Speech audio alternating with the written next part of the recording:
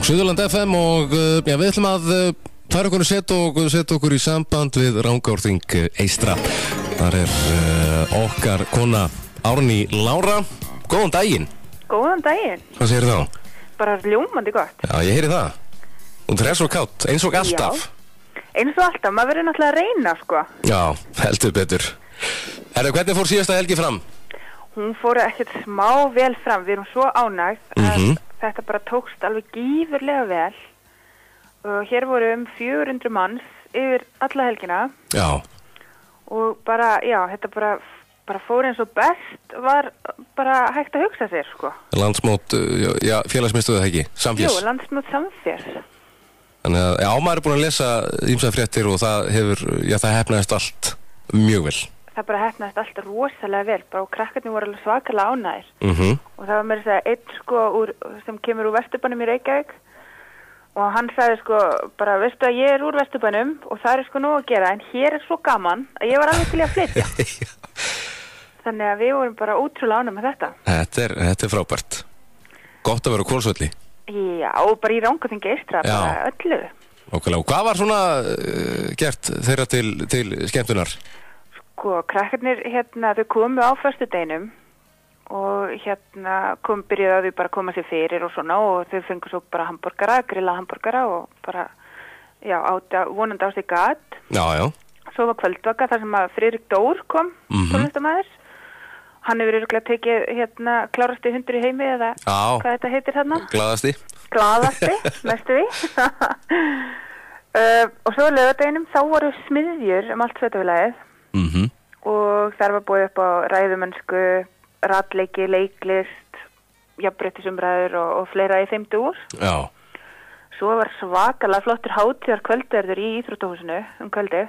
Og þar sem að börnin fengu að borða þessa fínu skinku frá SS. Við erum náttúrulega búum svo vel að hafa SS á svæðinu. Það skemmir nú ekki fyrir. Og ball kvöldið í Kolnum. Já, já. Og svo var landsþing ungmenna á sunnudeginum, þar sem að málefni ungmenna voru rætt bara fram og tilbaka. Þetta er eitthvað svo virðulegu titill, landsþing. Já, en þetta er náttúrulega bara, ég meina, krakkarnir eru bara hafa mjög gaman af því að ræða sín mál og vilja náttúrulega að mark sé á þeim tekið. Já, sjálfsögðu. Þannig að landsþing bara hljómar rosalega vel. Þetta er framtíðin sem talar. Algjörlega. Þannig þetta er frábært. Ég sé á heimasíðunni hjá okkur að Hvolsskóli fær græna fánan áfram. Já, þetta er ekkert, sko, við erum ákaflega stolt af Hvolsskóla fyrir að standa sér svona vel í umhverfisvernd og umhverfismálum. Já. Og þetta þýðir að nú getur Hvolsskóli flaggað græna fánan næstu 2 árin. Það er frábært, til hamingju með það. Takk fyrir, þetta er bara, og Hvolsskóli fær bara stóran plús frá okkur í sveitafélaginu fyrir bara að vinna svona ötulega að umhverfismálum. Já, þetta er náttúrulega umhverfismáli sem eru þarna fremst og það er ekkert, þú pantar ekki græna fánan, þú eru að vinna að þessu. Algjörlega, og það koma fulltrúar frá Landvernd og skoða skólan og tala við nemendur og taka þetta allt út, þannig að þetta er alveg langt prósess sem að fylgir þessu. Nákvæmlega. Mjög flott. Eitthvað meira svona? Já, við viljum að segja frá því að leikskólinn Örk, það er verið að vinna könnunarverkefni, það er hluti af leikskólinum sem heitir Hvolsvöllur er bærinn minn.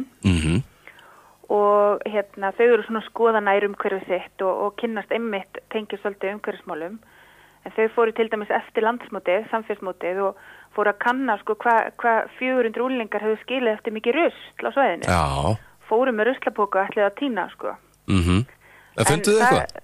Já, þau funduðu svona hálfan ruslapóka á öllu svæðinu eftir heila helgi, þannig að þetta var bara, gekk rosalega vel. Frábært.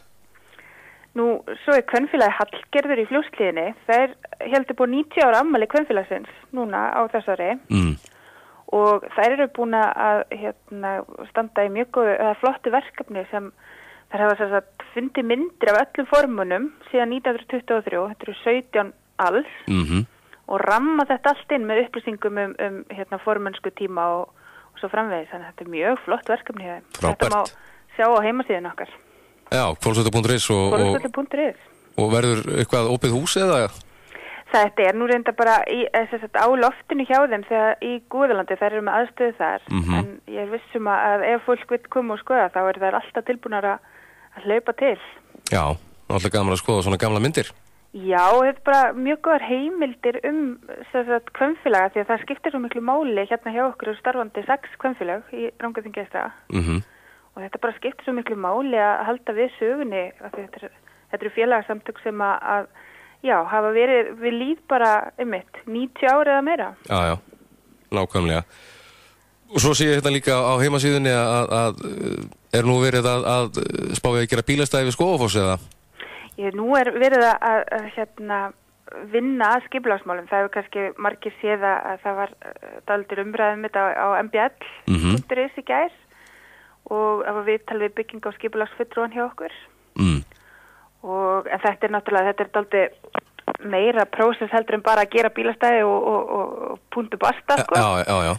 Það þarf að vinna á deiliskipulögum og þetta svolítið flókimála því að það eru héraðsnefndir Rangárvallasýslu sem eiga þetta og Vestur-Skaftafellssýslu. Þannig að þetta svolítið meira prósess heldur en að bara að skella upp bílastæði. Já. En þetta alltaf eitthvað sem við erum að hugsa allt í sambandi við ferðamennin okkar og aðgengi að ferðamannastöðum. Nákvæmlega. Þetta bara í bígerð. Já, þetta glæsilegt. Eitthvað meira svona að lokum? Nei, ég held ég láti þetta bara duga í bílu og bara hvet fólk enn og aftur til að koma að heimsækja okkur í Rangárþingi. Glæsilegt. Árný Lára, takk hérlega fyrir spjallu og við heyrumst þetta viku. Takk sem leiðis. Takk. Já, bless.